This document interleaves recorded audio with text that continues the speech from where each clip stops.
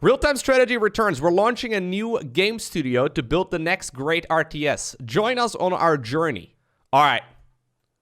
I may or may not have talked to a couple of the people working at this studio over the last couple of weeks. I'm glad that they have finally decided to announce this, man, because I have been really excited to talk about this. So Tim Morton, production director and CEO, former production director of StarCraft 2 and CNC Generals 2. Tim Campbell, game director and president, former game director of Wasteland 3, lead campaign designer of Warcraft 3, The Frozen Throne. Cara LaForge, she's actually Day 9 and Tasteless's mom. I don't know if you guys knew that. Former senior program manager at Blizzard's ESPORT and co-founder of Day 9 TV. Jesse Brophy, former lead artist on StarCraft 2 and principal artist on Diablo 4. Ryan Shutter, who's also the creator of Gameheart in StarCraft 2, former lead designer on StarCraft 2. Kevin Dong, lead co-op designer, former lead co-op designer on StarCraft 2 and project manager for Team Liquid. Joseph Shunk, lead client engineer, former gameplay engineer on StarCraft 2 and Warcraft 3 Reforged. And Austin Huddleston, lead server engineer, former server engineer for StarCraft 2. Oh, and then apparently there's a writer as well. Former publishing lead and senior writer at Blizzard, author of 2 New York Times best-selling novels. They are making a strategy game, a real-time strategy game. So apparently their core value is a real-time strategy. Get feedback from real players. The community is our compass. Every player segment matters. Campaign, cooperative, competitive, and user-generated content creators. Respect the time-tested mechanics of RTS. Don't radically reinvent. Instead, build upon what's already great. RTS can evolve, but it doesn't need to become something fundamentally different. And then their strategy. Strategically expand the audience. First appeal to the core audience, then also provide a great experience to strategy. Gamers at large establish a strong base, or a strong main rather, before taking the natural. I like that. Carbolt actually made the logo, apparently. So they were talking about how the logo took him a while to get right. And then apparently Jonathan from Carbolt made this overnight, which must be pretty exciting if you are, trying to figure out what it is you need to have representing your company. Oh, wow. Okay, so this is the game industry article. Blizzard veterans form Frostgiant Studios. Tim Morton and Tim Campbell raised $4.7 million in seed funding for real-time strategy game studio. That's a lot of funding. So a pair of former Blizzard developers today announced Frostgiant Studios, their new game or their new company focused on making real-time strategy games for a broader audience that the genre has historically enjoyed.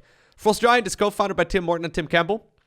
Morton, who will serve as the Frostgiant CEO, was production lead on SC2, Legacy of the Void, and spent the past 6 years at Blizzard. Prior to that, he worked at Activision, Santa Monica Studio, and Electronic Arts, where he worked on the Command & Conquer franchise. Campbell is a Blizzard veteran from a different area, having worked there in the early 2000s when he was the campaign lead on Warcraft 3, in the Frozen Throne, blah, blah, blah, blah, blah. The two developers have raised $4.7 million in seed funding led by Bitcraft Ventures with participation from 1UP Ventures, GC Tracker, Riot Games, and Griffin Gaming Partners. The money will be used to begin building a prototype for gameplay, conduct consumer research, and expand operations. Real-time strategy players are an incredibly passionate community, and they deserve not just a great new game, but one they can share broadly with friends, Morton said. Building a worthy successor will take time, but we're incredibly excited and grateful to carry real-time strategy forward at Frostgiant Studios. I'm excited to see what they can make. Now, does this automatically mean that they're going to be making the best RTS game ever? Of course not, right? But the fact that we know that there is a studio out there with veterans of the RTS genre working at that company who are actually actively trying to make a real-time strategy game is ridiculously exciting. It's probably going to take a couple years, but at least, from my brief talk with them, they were very interested in, like I said on their core values on their website as well. They're very interested in taking community feedback and being in constant contact and whatnot.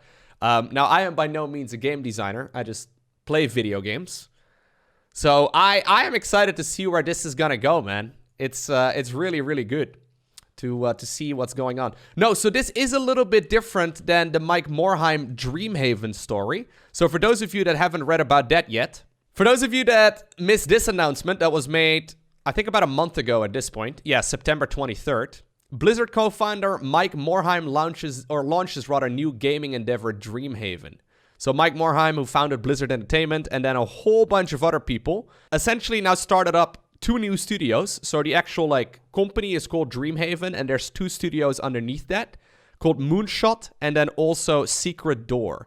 And this is people like Chris Siggety, these are all old school Blizzard employees that have been game developers for a very, very long time. So I have no idea what these guys are going to be working on. I secretly hope, right? And this is maybe just wishful thinking on my end, but I secretly hope that they're also going to be making a real-time strategy game. I mean, that probably wouldn't be good for Frostgiant, I suppose. But anyways, as a fan, I guess I would like to see that. There's a lot of very legendary game designers at this company as well, and they certainly have the potential. For example, one name that jumps out at me is Dustin Browder.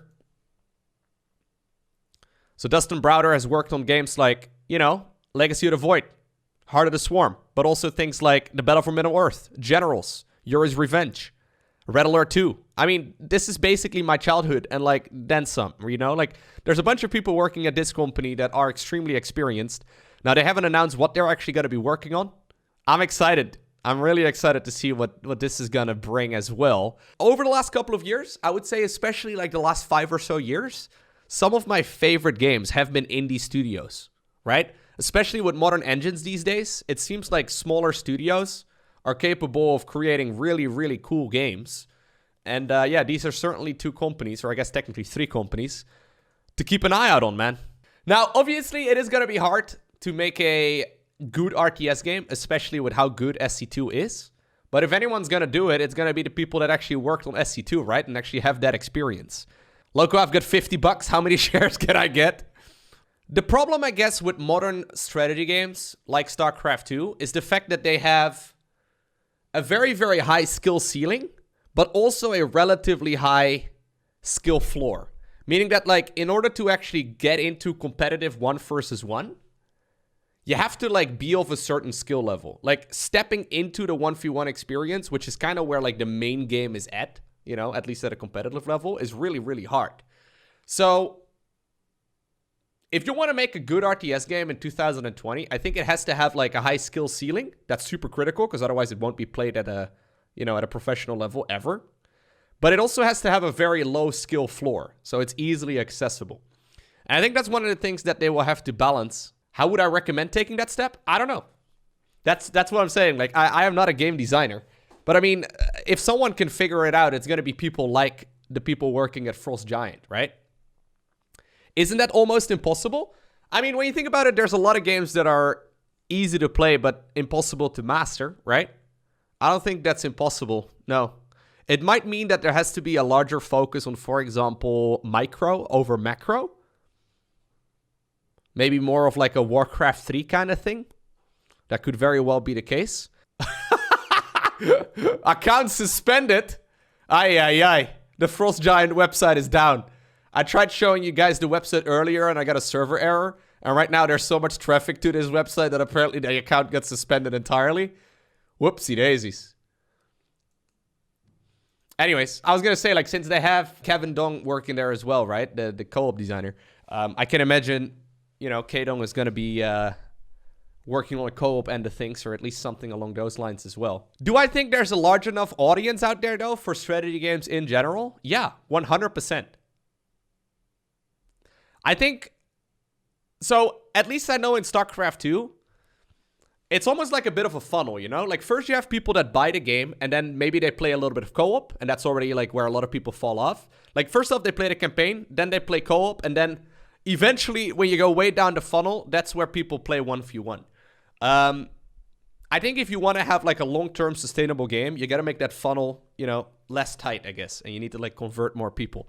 But I mean, this is all knowledge that we have now, and that wasn't really that obvious at the beginning of StarCraft 2. I mean, even in 2010, esports wasn't that big. If you look at prize pools, for example, from tournaments in SC2 for 2010, they were tiny. So that game was never really made with that in mind, right? StarCraft 2 was never really produced with, long-term sustainability in mind, right? It was a game that you just bought the box for, and then they had 2 expansions planned, and that was it, right? So I think if you build a game from the ground up to be long-term focused, I think all of these things are doable. Anyways, only time will tell. But I will certainly keep an eye out on these developments here, and we'll see as far as Dreamhaven goes and as well as far as Frostgiant goes, what these companies have in store. So if you can land $4.7 million in funding as well, right? That might not be enough to like produce an entire game, but it's gonna give you a nice start for sure. I mean, at least the people that are, here we go. The people that are funding this thing. I mean, I can imagine at the very least that they are thinking that it's doable, right? Otherwise they wouldn't be funding it. So yeah, I'm excited. I'm excited to see where it's gonna go. Thank you so much for your support. You've managed to crash our website. We're bringing it back online soon. Stay tuned. I love it. Someone's currently on the line, desperately calling whatever like hosting company they use. It's like, hey guys, this was intentional. Please put it back up. It's important.